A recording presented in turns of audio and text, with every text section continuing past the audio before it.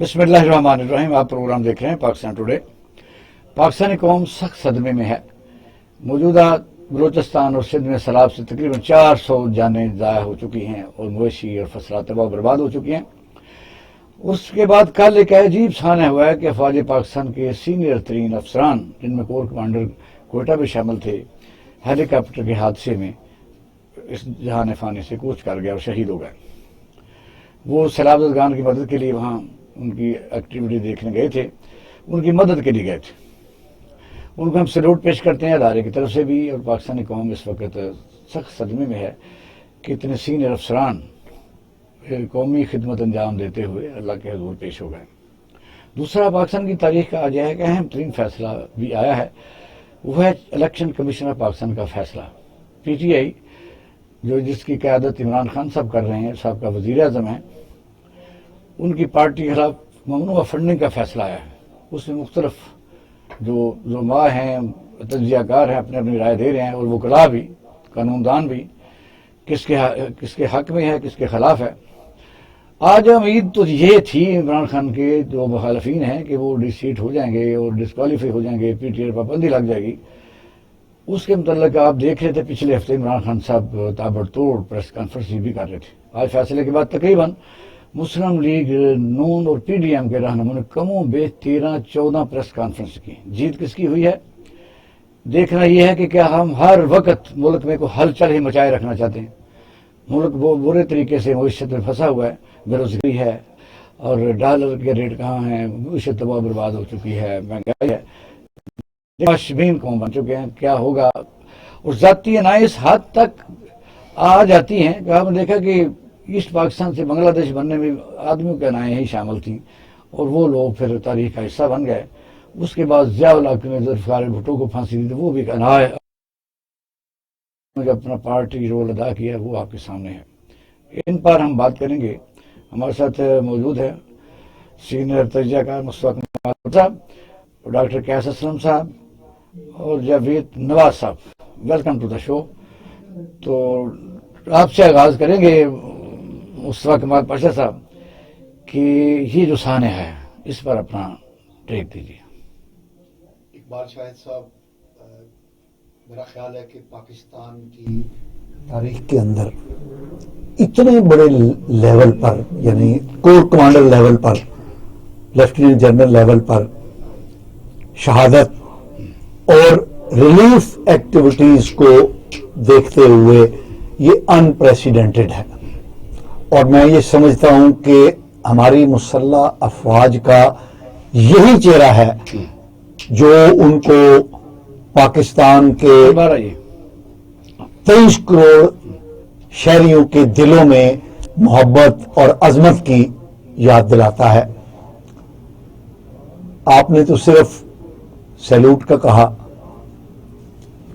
मैं ये समझता हूं कि पाकिस्तान की मुसल्लह अफवाज अपने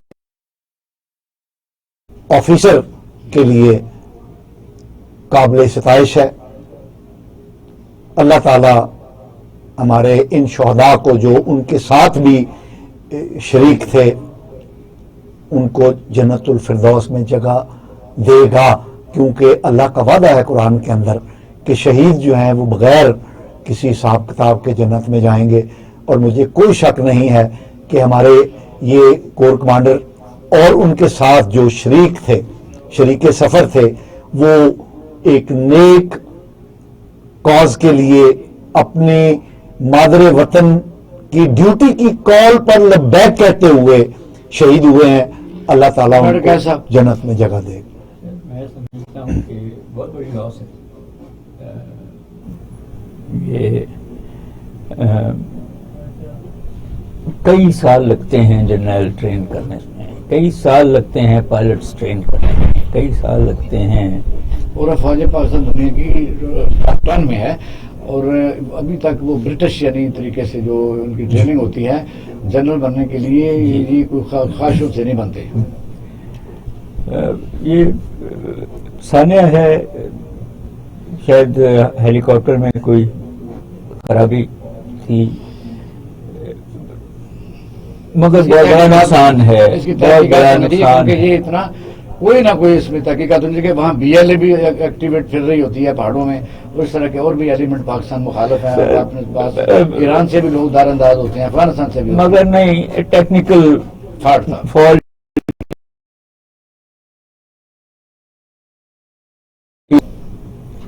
مصطفیٰ کمال صاحب نے بالکل صحیح کہا کہ بڑا حادثہ ہے۔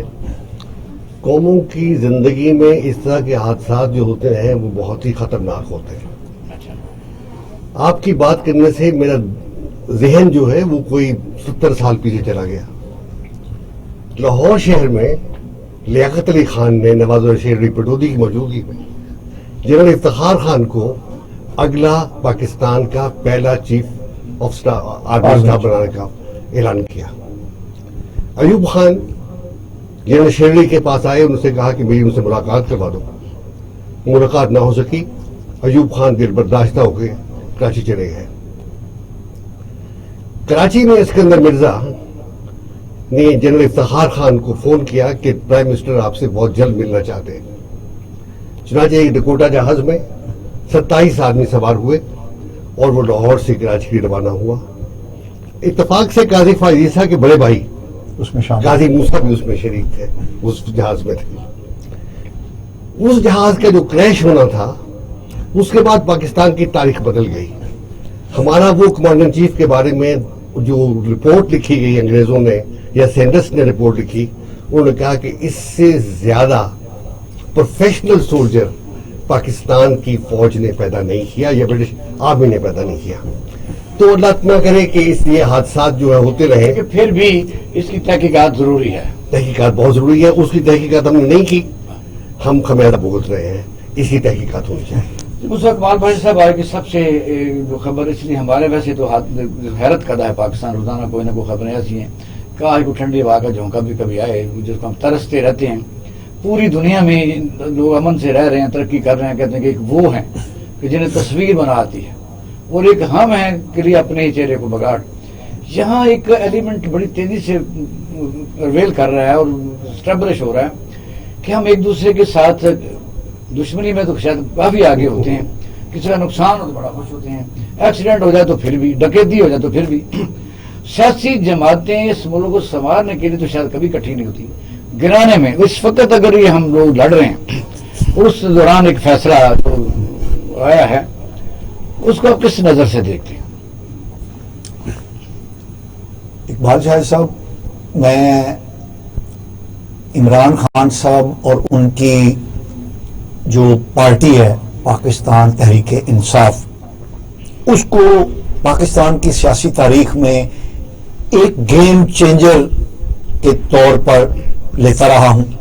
بڑی پارٹیوں کے درمیان اپنا شیئر لینا، ٹھیک ہے، تو انہوں نے جو بیانیہ اڈاپٹ کیا 2011 تک وہ بہت شاندار تھا، اور وہ پاکستان کی سیاست میں، پاکستان کے پورے پولیٹیکل سیناریو میں تبدیلی لانے کے خواہشمند تھے۔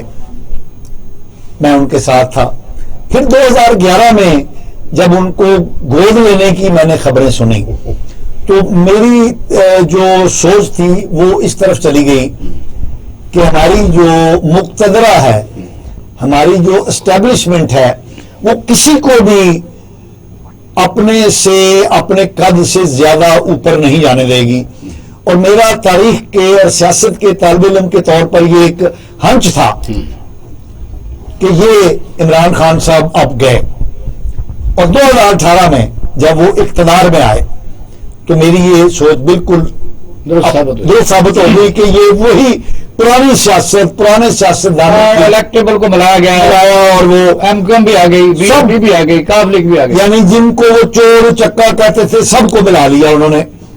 اور پھر 44 مہینے کی ان کی جو حکومتی کارکردگی ہے وہ انتہائی مایوس کن رہی، اور وہ ایک بیانیے پر زور دیتے رہے کہ میں ریاست مدینہ بناؤں گا، جس میں کھوکھلا پن نظر آتا تھا کہ ان کے تمام جو اہلکار ان کے ارد گرد تھے وہ نظر آتے تھے کہ وہ بالکل اس بیانیے کے اگینسٹ چل رہے ہیں۔ لیکن کہا یہ جاتا تھا کہ عمران خان صاحب تو بڑے جانبدار ہیں، اس فیصلے نے میری اس امید کو بھی توڑ دیا ہے، اور مجھے عمران خان صاحب ایک بددیانت، منی لانڈرر، منافق اور عام سیاستدانوں کی طرح ہی مجھے نظر آنے شروع ہو گئے ہیں.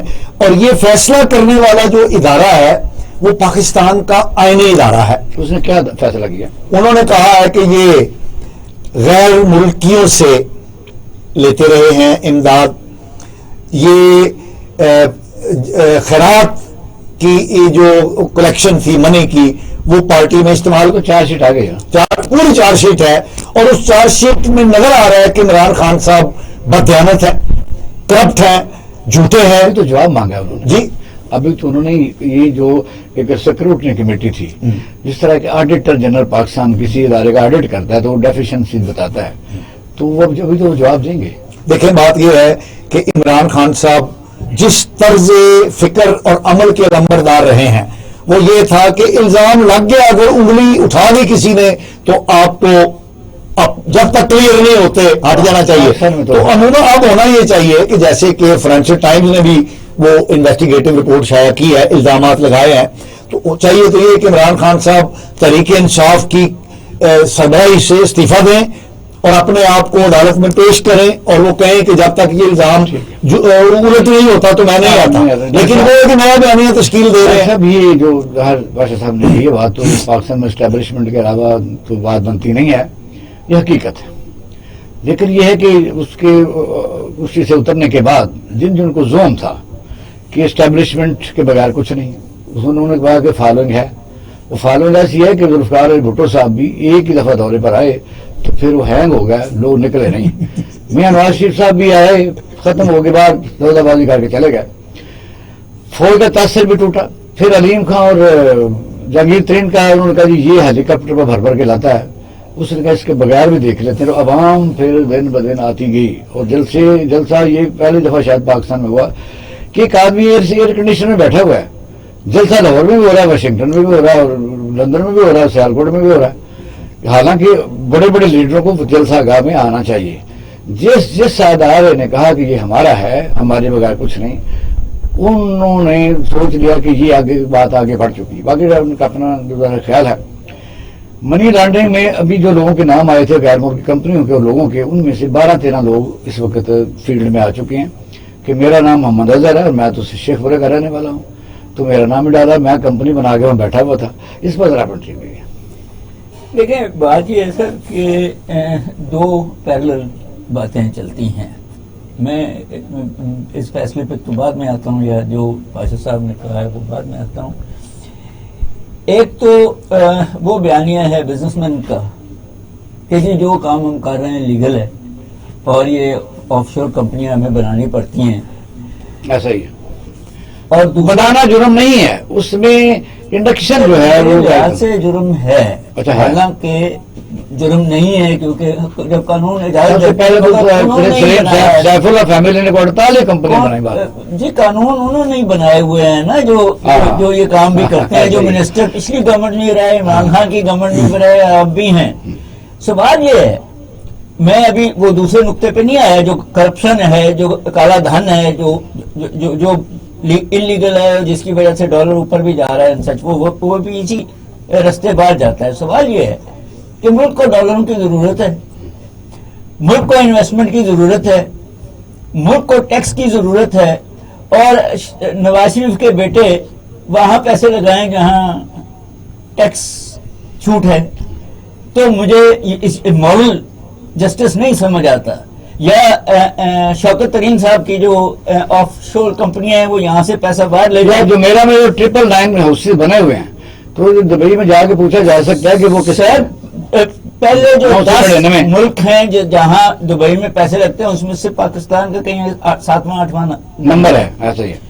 سو میں سارے یہ سیاستدان ہیں جن کو نظر ہمارے لیگل آپ کہہ دیں. مولانا صلاحی کا انعام کئی دفعہ آ چکا ہے، تقریباً ہر ایک اس میں آیا ہے. بیوروکریٹس کے بھی آئے ہیں. وہ جو تھا کیا NRO، اس میں بھی کوئی 2000 تھے، اور لوگوں میں ججوں کے بھی تھے، اور بلجیم کے نام تو بڑے پرانے ہیں. سر بٹ سوال یہی ہے نا کہ جسٹ بیکاز اٹس لیگل میری موریلٹی میں تو یہ نہیں آتا. ٹھیک ہو گیا. میری morality میں یا تو مجھے ہم ایکسپیکٹ کرتے ہیں کہ یہ morality ہو تو میں نہ کروں. جی ایسا ہی ہے. کہ یہ دو قسم کی moralities. دوسری بات یہ ہے کہ میں تو ہمیشہ سے سمجھتا ہوں کہ یہ سارے پولیٹیکل پارٹیز، جس میں ریلیجس پولیٹیکل پارٹیز بھی ہیں، جس میں پیپلز پارٹی بھی ہے، مسلم لیگ نواز بھی ہے اور پی ٹی آئی بھی ہے، یہ اپر کلاس کو ہی ریپرزینٹ کرتی ہے. ایسا ہی ہے. یہ پی ٹی آئی شاید اپر کلاس کی ایک ریلیٹیولی لوور کیڈرز کو، مگر یہ عوام کے وہ آپ نے شروع میں کوئی بات کی تھی تو میرے ذہن میں ہے کہ عوام تو سوائے ووٹ دینے کے ایسا ہی. اور وہ بے بس ہے. نہیں اب تو ووٹ چھین کے آتے ہیں لوگ. جی جو بھی ہے اس کے علاوہ اس عوام کا کوئی اچھا یہ جو ابھی آتے ہیں کہ یہ جو فارن فنڈنگ، ممنوع فنڈنگ، منی لانڈرنگ، چائنا میں باقاعدہ طور پر یہ ایکسیس دی گئی ہے. وہ پوچھیں گے جاوید صاحب سے، یہ دراصل میں زیادہ کہ چائنا میں کرپشن پر سزائے موت ہے، لیکن وہ دوسرے ملکوں سے تجارت کر رہے ہیں اور کمیشن لیں، کوئی مسئلہ نہیں ہے. نہیں، مگر ایک ابھی کیا انہوں نے کہ خاص حد سے اگر آپ بلینئر ہو گئے ہیں تو اس کے اوپر 100% ہو گیا. بھی ہے. یہی مثلا میں سوال کرنے لگا تھا کہ ان میں یہ ہے اس طرح جو پاکستان میں آدمی بے شک سیٹھ عابد اگر لوٹ کے یا کسی طریقے سے پاک کی خدمت کرنا چاہے اور ایٹمی بم بنانے میں سپورٹ کرے یا باہر سے پیسے لے آئے، جیسے بھی لے آئے تو پاکستان میں ایک بندہ پاکستان سے باہر لے جاتا ہے، اس میں فرق کیا ہے؟ سر اب جو پاکستان سے باہر لے گیا ہے وہ اچھا ہے یا یہ اچھا ہے؟ اس نے انویسٹمنٹ کر دی ہاں. اور اس انویسٹمنٹ سے پاکستان میں پیسے آ گئے، پھر تو ٹھیک ہے. ٹھیک ہے نا جی.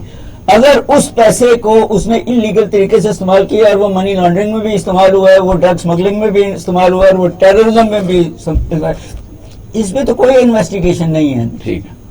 مسئلہ یہی ہے جو آپ کہ نے میں کہا اس کو سمجھتا ہوں کہ ایک یہاں ملک کے اندر اگر کوئی آدمی بوریاں بھر کے نوٹ لے آتا ہے کما کے تو یہاں لگا دیتا ہے، اس کو ہم کس کھاتے میں رکھیں گے؟ اور جو یہاں سے لوٹ کے باہر لے جاتا ہے اس کو کس کھاتے؟ نام دونوں یعنی فارن کیا ہے. تیسرا جاوید صاحب، یہ جو ہمارے مدرسے ہیں یعنی ہماری مذہبی جماعتوں کو جو باہر سے فنڈنگ ہوتی ہے اس پر تو کوئی نظر بھر کے بھی دیکھتا. مولانا فضل الرحمان نے کہا کہ مجھے کوئی نوٹس دے کے دیکھے. ہم خاص طور پر مائنڈ سیٹ کے طور پر ایک طرف جب چل پڑتے ہیں، اس کا بھی ذرا ایکسپلین کیجیے. بات یہ ہے کہ مدرسوں کی صورتحال جو ہے بہت مختلف ہے. ڈر ہے، بہت مختلف ہے. ڈر بھی ہے. دیکھیے میں بتاؤں آپ کو، کیونکہ میں نے مدرسوں سسٹم کو بہت قریب سے دیکھا ہے. پاکستان میں آفیشیل اسٹیٹسٹکس کے مطابق 2.5 ملین بچے اسکول سسٹم سے باہر تھے 2005 میں. 2005 رپورٹ ہے، اس میں مسلسل 7% 8% اضافہ ہو رہا ہے. ٹھیک ہے.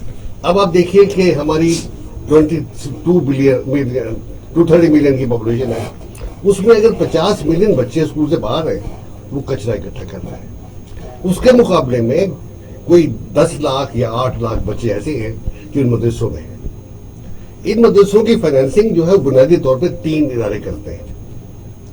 سب سے بڑا ادارہ جس نے اس کی فائنینسنگ آج سے 10 سال پہلے تک کی وہ کویت کی مدرسہ اصلاح تھی.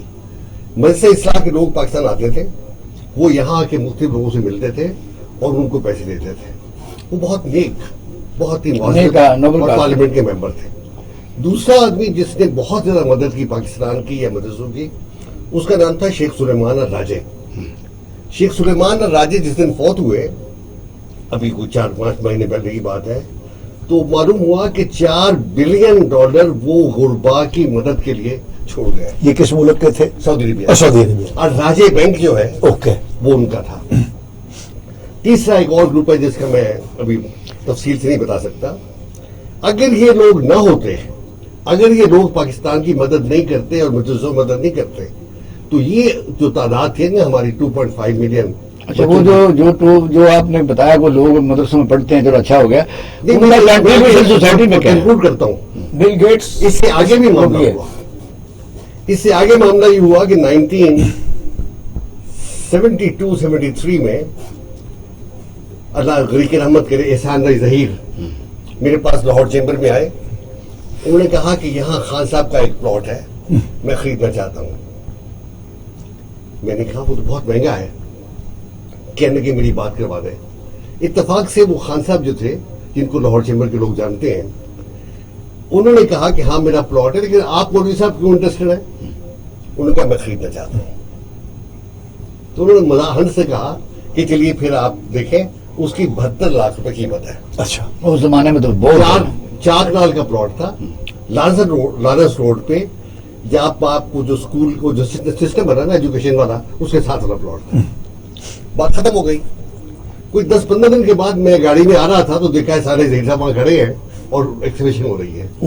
اچھا, اسی پلاٹ پہ میں رکا, میں نے کہا خیریت ہے, کہ ان کے پلاٹ لے لیا نا.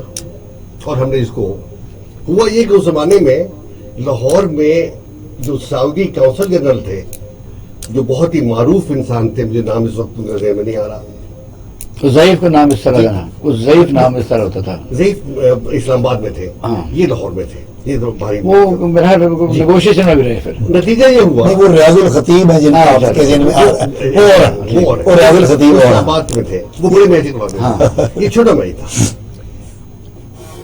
احسان بھائی ظہیر صاحب نے وہ پراپرٹی خریدی. خریدنے کے بعد وہاں مدرسہ بن گیا. اللہ کرے نیک کام کر رہا ہوگا. پھر تعلق کی انتہا دیکھیے کہ علامہ احسان ظہیر کو جب گولی لگی تو سعودی عرب کے بادشاہ کا جہاز آیا. سر یہ بات درست ہے, عقیدت کی بات ہے. میرے کہنے کا مقصد یہ ہے کہ اس وقت تقریباً 35 لاکھ مدرسہ ہے. کنٹریبیوشن معاشرے میں کیا اس نے معاشرے کو ڈویژن میں بدلا ہے؟ کیا اس نے کوئی کنٹریبیوشن کوئی معاشرے کو کمفرٹیبل کیا؟ کیا سائنسدان پیدا کیے, یا اپنے اپنی جماعتوں کو زیادہ کر کے اس نے ملک میں پٹھا بٹھایا؟ یہ تو بات سیدھی سیدھی کریں. صاحب ایک بات ہے, عمران خان صاحب کو جو فنڈنگ ملی ہے اس سے بہرحال معاشرہ تقسیم ہوا ہے اور نفرت پیدا ہوئی ہے, ڈویژن پیدا انہوں نے کیا, وہ تو ثابت ہو گیا. آپ ٹھیک ہے, آپ بات ہے, مدرسوں کا تو بعد میں آیا بناتے ہیں, آپ کا جوش ختم کرا. ممالک میں اپنی جو نظریاتی یا مسلکی جنگ تھی وہ پاکستان میں لڑی. ایران نے پاکستان کو سپورٹ کیا اور پاکستان میں ایک طبقہ پیدا کیا. سعودی عربیہ نے اسی طرح ایک پاکستان میں طبقہ پیدا کیا اور انہیں سپورٹ کیا. یہ لوگ جو ہے انہوں نے مذہبی منافرت جو ان کے اندر جو جذبات تھے ایک دوسرے کے خلاف, اس کو پاکستان کی گراؤنڈ پہ حل کرنے کی کوشش کی. یہ پاکستان کے لیے انتہائی خطرناک بات تھی. ٹھیک ہے, اور مسئلہ تو یہ ہے کہ یہ جو کوئی بھی کاج کسی کا کچھ اچھا بھی ہو, اس کا رزلٹ کیا نکلے, ہم نے تو وہ دیکھنا ہے. اس وقت پاکستان سائنسی لحاظ سے کہاں کھڑا ہے, اور ہم نے 35 لاکھ مدرسوں میں جو پڑھا رہے ہیں, جب حکومت کوشش کرتی ہے کہ اسے مین اسٹریم میں لایا جائے تو کتنی مزاحمت کرتے ہیں, کہاں کہاں کسی کا روزی روٹی لگی ہوئی ہے.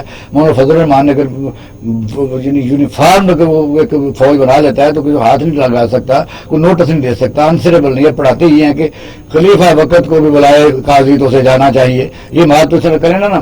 اچھا, سپریم کورٹ آف پاکستان جب کوئی فیصلہ کرتی ہے, آپ نے دیکھا کہ ایک پارٹی جس کے خلاف کوئی اچھا نہ لگے پھر وہ چڑھ دوڑتی ہے, پہلے وہ ڈونگرے برساتی رہتی ہے. یہی سپریم کورٹ ہے. جب ہم ایک بات کرتے ہیں عمران خان کو کبھی ریلیف دینے کی, ظاہر ہے اپنے اپنے خیالات ہیں, تو سپریم کورٹ نے یا لاہور ہائی کورٹ نے جو کورٹس ہیں عدلیہ اعلیٰ, انہوں نے میاں نواز شریف صاحب کو 8 ہفتے کے لیے پاکستانی قوم کے وہ لوگ جو ان کے نیریٹو کو فالو کرتے ہیں, میاں صاحب کو, انہوں نے کبھی اس کا بھی نہیں شکریہ ادا کیا کہ 8 ہفتے کے لیے جو جس نے گارنٹی دی تھی پاکستان کا وزیر اعظم ہے, اگر کسی گاؤں میں ہو تو وہ تو آپ تک پکڑا بھی جاتا ہے, اس کی کنفسکیٹ ہو جاتی ہے. اور جس نے تیمار داری کری وہ بھی آپ کے سامنے ہماری قابل احترام ہے. وجہ یہ ہے کہ یہ پھر اس کو کس طرح کریں گے آپ؟ دیکھیں, آپ نے بڑی درست بات کہی ہے اقبال شاہد صاحب کہ ہمارے ادارے تقسیم ہو چکے ہیں. ہم اداروں کو بطور ادارہ نہیں دیکھتے, ہم اپنے اینگل سے دیکھتے ہیں کہ سپریم کورٹ نے اگر میرے مطابق, میری خواہشات کے مطابق فیصلہ کیا تو میں کہوں گا کہ پاکستان میں عدلیہ آزاد ہے, اور اگر اس نے میرے مطابق فیصلہ نہیں کیا تو میں اس پہ چڑھ دوڑوں گا. انفارچونیٹلی ہمارے جو مقتدرہ ہے, جس مقتدرہ میں فوج بھی شامل ہے, اس مقتدرہ میں سپریم کورٹ بھی شامل ہے, عدلیہ بھی شامل ہے, اسی مقتدرہ میں میڈیا کو بھی شامل سمجھتا ہوں, کیونکہ فیصلہ سازی میں یہ بھی ماحول بناتے ہیں. تو انفارچونیٹلی یہ میرے فیصلے اگر میری خواہشات کے مطابق ہوں گے تو میں سمجھوں گا کہ یہ ادارے ٹھیک ہے. اس سے بھی آگے آپ دیکھیں کہ پاکستان ایک وحدت ہے چاروں صوبوں کی, اور ہمیشہ ریزرویشن بلوچستان کو ہم سے رہی ہے, وہ جانمن بھی ہے, کے پی کو بھی جانمن ہے, سندھ کو تو باقاعدہ جانمن ہے. ان کے 2 وزیر اعظم آپ نے بحال نہیں کیے, اور پنڈی میں ان کو قتل کر دیا گیا, اور میاں نواز شریف کو بحال کیا. تو مجھے بتائیے کہ یہ اگر اس بات کو بھی کوئی نہیں کرتا ان کا فالوورز, ان کے فالوور نے پک اینڈ چوز بنایا ہوا ہے. تو یہ اس کو بھی تو آپ ذہن میں رکھیں کہ یہ ایسے فیصلے آپ سب کے لیے برابر ہونے چاہیے. دیکھیں اقبال شاہ صاحب، آپ نے بالکل تاریخی اعتبار سے درست بات کہی ہے.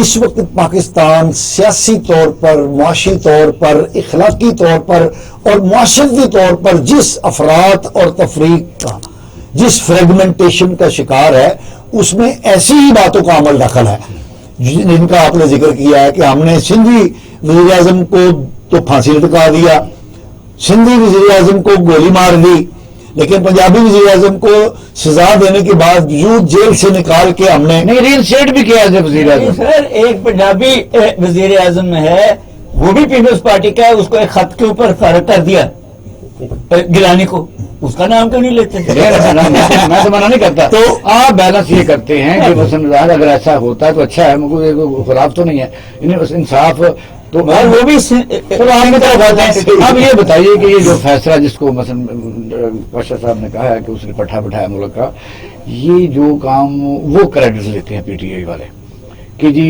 جو ہیلتھ کارڈ ہے، ڈیم کے کام شروع ہوئے ہیں، گروتھ ریٹ یہ تھا، کہا تو اکانومسٹ ہیں، اسٹیٹ بینک کی یہ تھی، ایکسپورٹ یعنی ٹیکسٹائل کی اتنی تھی، فارن ریمیٹنس اتنی تھی، ڈالر کا ریٹ یہ تھا، پیٹرول کا ریٹ یہ تھا. کیا یہ پی ٹی آئی کی حکومت کے دور کی باتیں یہ آپ کی ہیں؟ دیکھیں جیسے یہ حکومت آئی تھی تو انہوں نے اعداد و شمار انہوں نے پیش کیے تھے مفتی صاحب نے، جو پی ٹی آئی حکومت کے تھے، اور اس میں 6% گروتھ بھی آئی، اس میں انفلیشن ریٹ بھی. اچھا یہ پی ٹی آئی کے دور کی باتیں ہیں؟ جی جی رپورٹ ان کی تھی. پی ٹی آئی کے دور میں تو میرے خیال میں دودھ شہد کی نہر بہ رہی تھی. بات سنیں نا آپ کے ایشوز میں اعداد و شمار کی بات کر رہا ہوں. یہ جولائی کے بعد جو انفلیشن ریٹ بڑھا ہے آج 25% ہے، ان کے دور میں جو دودھ شہد ہے وہ یہ ہے. یہ جو 6 سے 4% پہ کل مفتی صاحب نے کہا کہ میں انفلیشن دور کرنے مفتی کون ہے؟ مفتی اسماعیل مفتا لگاتا ہے وہ، مجھے نہیں پتا مفتا ہے یا مفتا ہے. اچھا اوکے چابی کو کہتے ہیں. پتہ نہیں اسماعیل صاحب جو ہیں. ٹھیک ہے، اگر میرا نہیں ٹھیک ہے. سر بات یہ ہے کہ کل انہوں نے کہا کہ میں انفلیشن دور کرنے نہیں آیا، کہا انہوں نے، کہا بالکل میں نے سنا ہے. اور انہوں نے کہا کہ میں گروتھ ریٹ اوپر کرنے نہیں آیا، تو پھر آئے کس واسطے؟ جو انہوں نے پی ٹی آئی کی حکومت نے جو آئی ایم ایف کے ساتھ وعدہ خلافیاں کی ہیں نہیں وہ اس کو دور کرنے آیا. بٹ پوائنٹ جو ہے کہ اچھا یہ ٹھیک کر رہا ہے. تو جو قائد پاکستان مسلم نون ہے انہوں نے اس کو شٹ اپ کال دیا بھائی تم جھوٹ پر جھوٹ بولے جا رہے ہو. یہ میں تو سمجھتا ہوں کہ وہ بہت سارے جھوٹ بولتا ہے، مگر ان کا لیڈر ہے نا، ہم کیا کریں. میرا لیڈر نہیں اکانومی صرف حکومتوں کا کام نہیں ہے، صحیح، ان کا کام ہے پالیسی دینا اور جو ہے گورننس. اور عمران خان صاحب کے دور میں اعلیٰ درجے میں کی ساری گورنمنٹ کی بات کر رہا ہوں. وہ آپ کو تو پرسنل ہے نا. جب تک آپ کی جو پروڈکٹیوٹی ہے، آپ کے نیچرل ریسورسز کی، آپ کی لینڈ کی، آپ کی اگلی پود کی، اس کو جانا ہے. جو پی ٹی آئی یہ ساری جو چیزیں آپ نے بتائی ہیں کہ ان میں گروتھ ریٹ بھی اچھا تھا، یہ تھا وہ تھا، لیکن وہ یہ ہے کہ وہ یہ مانے مفتا جب وہ گئے تو ان جو حکومت آئی تھی جنہوں نے لانگ مارچ کیا تھا مہنگائی کے لیے، یہ کہتے تھے کہ مر گئے وہ 70 پر ڈیزل ہونا چاہیے. تو اب انہوں نے کوئی بہتری کیا یا یہ پھر ابھی کہتے ہیں حکومت چلانی ہے؟ رہ گیا کچھ چلائیں اور تھوڑا سا رہ گیا ملک میں، وہ بھی ختم ہو گیا. اچھا ناظرین اب ہم لیتے ہیں چھوٹا سا بریک، ہمارے ساتھ رہیے گا اور گفتگو کا سلسلہ ہم یہاں سے شروع کریں گے. ویلکم بیک ناظرین، آپ پروگرام دیکھ رہے ہیں پاکستان ٹوڈے. جی جاوید نواز صاحب، اس وقت الیکشن کمیشنر پاکستان کا موضوع حاوی ہے، تو اب پتہ چل جائے گا کیونکہ ابھی میں نے آپ کو بتایا کہ ایک چیز آ رہی ہے کہ بھائی جو لوگوں کے نام ہے اس میں چارج شیٹ میں وہ لوگ اس منظر عام پر بھی آ رہے ہیں. ان کے جو دوسرے لوگوں کے ہیں اس قسم کے کیسز الیکشن کمیشن میں، وہ جب آئیں گے اصل تو اس وقت میرا کمپیریزن ہوئے گا. اور یہ ہے کہ جو آج خطرہ تھا اگر وہ ایسا ہی فیصلہ کر دیتا جس طرح لوگوں کو کچھ خواہش تھی ان کے مخالفوں کو، تو مجھے بتائیے ملک کے لیے کیسا رہتا؟ اقبال شاہ صاحب، میں اگر دل کی بات کہوں تو مجھے ایک شعر یاد آتا ہے، وہ ہے کہ شروع میں قسمت کا قائل تو نہیں ہوں لیکن میں نے برسات میں جلتے ہوئے گھر دیکھے. مجھے پاکستان میں 6 مہینے ہو گئے. 40 ملکوں میں گھومنے کے بعد میں اس مقصد کے لیے آیا تھا کہ یہ ملک ہماری زندگی میں اس قابل ہو جائے گا کہ ہمارے بچوں کو اکاموڈیٹ کر سکے. لیکن بدنصیبی سے ہمارا عدلیہ کا نظام پہلے دن سے فلاپ ہے. ہماری 130 نمبر پر جسٹس منیر کے زمانے سے. آرمی کے معاملے میں آپ کو معلوم ہے کہ ایوب خان اسکندر مرزا نے کیا کیا. باقاعدہ اسٹیک ہولڈر ہے. سول سروس غلام محمد اور اس کے جو حواریون تھے انہوں نے اس ملک کے ساتھ کیا. سیاستدان کسی بھی ملک کی پالیسی بنانے والے اور ملک کو چلانے والے ہوتے ہیں. سیاسی جماعتیں اس کا ویکل ہوتی ہیں. بدقسمتی سے اب یہ ثابت ہو گیا ہے کہ پاکستان کی سیاسی جماعتیں کرپٹ ہیں. پاکستان کی سیاسی جماعتوں کے لیڈر انفارچونیٹلی کرپٹ ہیں. پاکستان کی ان پر اعتماد نہیں کیا جا سکتا. تو ان حالات میں کیا کرنا چاہیے؟ میں سمجھتا ہوں کہ اگر آپ نے اگلے 10 سال تک اسی طرح معاملات کو رکھا تو حکیم کسی دنیا کے ملک میں کرپٹ اگر حکمران ہو، بس انڈیا ہے ہمارا دشمن ہے. وہاں میں کئی دفعہ ریپیٹ کرتا رہتا ہوں، میں بار بار میں بات کرتا ہوں، ہمارا دشمن ملک ہے. منموہن سنگھ تھا، چندر شیکھر تھا، وی پی سنگھ تھا، اور یہ ابھی مودی ہمارا دشمن ہے. ان کے پاس کتنی دولت ہے، جو اخلاقی پاور تو ہے ان میں. ہمارے سارے کرپٹ جو سیاستدان ایک دوسرے کو کرپٹ کہتے ہیں تو کافی ہے کرپٹ. تو یہ دنیا پر کیوں اعتبار کرے گا؟ اپنے پیسے تو باہر لے جاتے ہیں. میں اس میٹنگ میں موجود تھا جو عمران خان نے وزیر اعظم بننے کے بعد پہلی میٹنگ دبئی میں کی تھی. دنیا کا بدترین سیلز مین بھی جب کوئی پروڈکٹ بیچنے آتا ہے تو اپنے پروڈکٹ کی تعریف کرتا ہے. وہ کہتا ہے کہ یہ پروڈکٹ بہت اچھا ہے، اس کے بنانے والے بڑے ہنرمند ہیں، اس کی کنٹینیوٹی ہوگی، وہ خریدے. جب عمران خان اسٹیج پہ آیا تو اس نے کہا کہ جو پروڈکٹ میں بیچنے آیا ہوں یہ دنیا کا بدترین اکانومی ہے، یہ کرپٹ لوگ ہیں، یہ بدترین انتظامیہ ہے. میرے ساتھ جو لوگ بیٹھے تھے جو بڑی امیدیں دے کے گئے تھے کہ آج ہم نے کوئی بات کرنی ہے عمران خان سے، ان کے چہرے لٹک گئے. دبئی کا رولر اس طرح تھا جیسے کسی نے اس کو مارا ہو. جب آپ کی قیادت کو یہ احساس ہی نہ ہو کہ آپ بات کیا کرنی ہے، آپ نے کہا کیا بات کرنی ہے. آپ ضرور بات کیجئے کہ کرپٹ ہے، لیکن کسی محلے گلی میں نہیں کیجئے. پھر دوسری بات یہ کہ آپ ان لوگوں کو یہاں لے آئے ہیں. عارف نقوی کے بارے میں آپ نے ریحام خان کی کتاب میں پڑھا ہوگا، ہم اس کو بچپن سے جانتے ہیں. مسقط میں انہوں نے عارف نقوی نے عمران خان کی وساطت سے ایک کمپنی تھی انچکیپ، وہ خریدی. اب کیا ہوا کہ یہ سارے کام شوکت خانم کے نام پہ ہوتے تھے، پیسے شوکت خانم کے نام پہ آتے تھے اور وہ انویسٹ وہاں ہو جاتے تھے. اگر وہ شوکت خانم کے نام پہ ہی انویسٹ ہوں بہت اچھی بات ہے، پروفٹ آئے گا. باہر سے آپ آئے ہیں، دنیا کو دیکھا ہے، ان حالات میں اب ہمارا ملک کہاں کھڑا ہے؟ دیکھیے اس وقت ہم دنیا میں عدلیہ میں ہم 130 نمبر پہ ہیں. کوئی بھی آپ فیلڈ دیکھ لیجئے، ہماری ٹوٹل ایکسپورٹ جو ہے، اگر آج اوورسیز پاکستانیز نہ ہوں جو $32 بلین بھیج رہے ہیں، ہماری ایکسپورٹ تو $18 بلین کی ہے. ہم تو ویسے ہی ختم ہو چکے ہیں. میری ایک تجویز ہے اقبال شاہد صاحب، آپ یہ تو تجویز بھی دیا کریں. ٹھیک ہے جی بالکل. پاکستان میں جمہوریت، وہ جمہوریت جس کو ہم پارلیمنٹری کہتے تھے فیل ہو گئی، وہ جمہوریت جس کو ہم پریزیڈنشل کہتے تھے وہ فیل ہو گئی، وہ نظام جس کو پاکستان کی اسٹیبلشمنٹ چلاتی تھی وہ فیل ہو گئی. اس وقت جمہوریت کا جو فیس آپ دیکھ رہے ہیں وہ یہ ہے کہ فیڈرل گورنمنٹ میں مسلم لیگ نون کے ووٹ کم ہے، وہ وزیر اعظم ہے. پنجاب میں کاف لیگ کے ووٹ بہت کم ہے، وہ وزیر اعلیٰ ہے. 10 ووٹ بتائیے کہ اس کو کون جمہوریت کہتے ہیں؟ 10 ووٹ والا آدمی چاہیے تو یہ اخلاقی طور پر اگر میں الائز ہوں تو میں آپ کے ساتھ ہوں، یہ نہیں کہ میرے ساتھ مل جاؤ. آپ میری ایک بات لکھ لیں اقبال شاہد صاحب، اگر ان حالات کو جاری رکھنا دیا گیا تو پاکستان نہ صرف دیوالیہ ہو جائے گا بلکہ ہم تو دیوالیہ ہیں. دیکھیے میں بتاؤں آپ کو، 74 میں میں ایک ڈیلیگیشن میں امریکہ گیا، میں 14 ملکوں میں گیا امریکہ کے علاوہ. مجھ سے کسی نے نہیں پوچھا کہ ابا ویزا کہاں ہے، آن ارائیول اسٹیمپ کرتے تھے. آج دنیا میں کوئی بھی ایسا ملک نہیں ہے مہذب ملکوں میں جہاں آپ کو آن ارائیول. صومالیہ ہم سے آگے چلا گیا جی. اپنا لاسٹ میں ہم جا رہے ہیں بادشاہ صاحب کیا کیا جائے، کیونکہ جب ہم برابر کی سطح پر ایک بات کریں گے، نیشنل گورنمنٹ بنائیں. آپ جو پاکستان کے ادارے ہیں نا اس وقت منتخب ادارے، مثلا آپ کا سپریم کورٹ بار ہے، آپ کی سپریم کورٹ بار کے متعلق میرا اپنا پرسپشن ہے، ایک سیکنڈ میں وہ آپ جواب دیں. پہلے دیہاتوں میں کوئی ایک دو جوان لڑکے ہوتے تھے بدماش ٹائپ، وہ کہتے تھے کسی نے کام کرانا، قبضہ لینا، فلانا کرنا، ٹیم کا، وہ لگ جاتے تھے. اس کے بعد آہستہ آہستہ یہ چیزیں مذہبی جماعتوں کے کئی چند زیادہ نہیں چند لوگوں نے پکڑ لیا کہ قبضہ دلوانا ہے.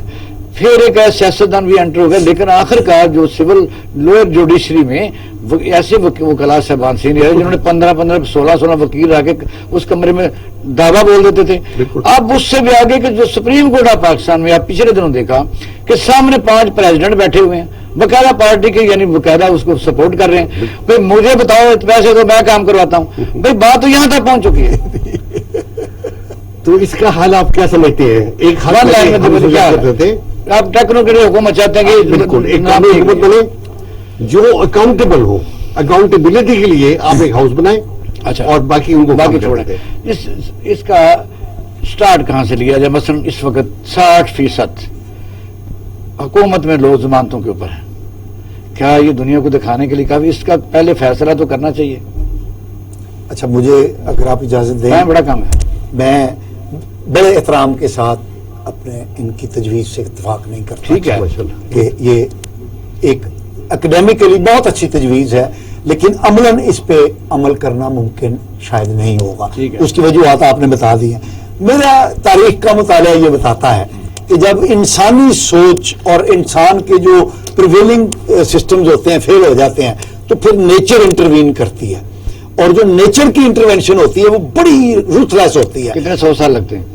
میں یہ دیکھ رہا ہوں کہ بلڈ شیڈ کے بغیر کوئی 1 ملین 2 ملین 3 ملین افراد کی گردنیں اڑائے جانے کے بغیر کوئی بہتری کی. آپ اس قوم کو کیا قوم سمجھتے ہیں؟ یہاں تو 5 ہی کافی ہیں. وہ اس لیے کہ یہ کوئی روس نہیں ہے، افغانستان نہیں ہے. یہاں ایک مارو پر میں دب سے کہتا میں انتظامیہ کے سارا ہوں، کھڑے ہو کے کان پہ 2 بندوں کو جوتا ہمارے سارا بازار خالی ہو جائے گا. یہ کس قوم کی بات کرتے؟ 2-3 ہزار بندے نہیں، اتنا نہیں ہے، کچھ بھی نہیں. اب ایک بندہ دوسروں کے خون کا پیاسا ہو تو آپ بتائیے سر. اس وقت ساری judicial, administrative and financial power local bodies کو دے دینی چاہیے. بڑی کتابی بات کر رہے ہیں نا. آپ کی کتابیں نہیں ہے، بڑی عملی ہے. اس سے تاریخ میں تبدیلیاں ہوئی ہیں. اس بات کر رہے ہیں نا، بغداد میں انہوں نے تبدیلی کروائی تھی، اور اس کے بعد فرات کا دریا جو ہے اس کا پانی. آپ اسپین میں گئے تھے تو پھر کتنے 100 سال وہاں کچھ نہیں ہوا؟ بلڈ شیڈ تھا نا. یہ آگے چلیں. نہیں سر دیکھیں، آج بلڈ شیڈ جو ہے وہ غریب آدمی کا ہی ہوگا. سلام میں کون مر رہے ہیں؟ ان کے پاس سلام میں کون مر رہے ہیں اور یہاں بھی کون مریں گے؟ سر اس لیے نہیں، میں سمجھتا ہوں کہ لوکل باڈیز کو فعال کر کے ان کو فائنینشیل پاور دے، اپنے اپنے علاقے کو ٹھیک کریں. وہ پیپلز ریپرزینٹیٹیو اس کے اندر آپ بہت شکریہ جی. ہمارا یہ ہے کہ جوید نواز صاحب نے کہا ہے کہ یہ ہمارا سیاسی سسٹم کسی بھی مسئلے کو حل کرنے میں ناکام رہا ہے اور بالکل اسے ڈیلیٹ ہونا چاہیے اور ہمیں ایک نیا سسٹم لانا چاہیے. ڈاکٹر صاحب نے پوری دنیا کی ایک ماڈل مثال دی ہے، وہ ساری دنیا میں باقاعدہ کامیابی سے چل بھی رہی ہے. انسانوں کی بیسک ضرورتیں ہیں کہاں؟ مہنگائی کو روکنے کے لیے صفائی ہے، ہیلتھ اور ایجوکیشن ہے جو اسٹیٹ کی ذمہ داری ہے، اور ایون دین کہ جان و مال کا تحفظ ہے جو آئین میں لکھا ہوا ہے. وہ ساری دنیا میں لوکل باڈیز پر کے پاس ہی ہوتی ہیں. اوپر تبدیلیوں کا عوام پر، معاشرے پر کوئی اثر نہیں پڑتا اگر نیچے انصاف مل رہا ہے، ایجوکیشن مل رہی ہے، ہیلتھ مل رہی ہے، اور پھر یہ ہے کہ ادارے کام کر رہے ہیں. تو میں یہ سمجھتا ہوں کہ یہی بنیادی ضرورت ہے. اپنا ڈالے خانہ کا خیال رکھیے گا. پاکستان زندہ باد.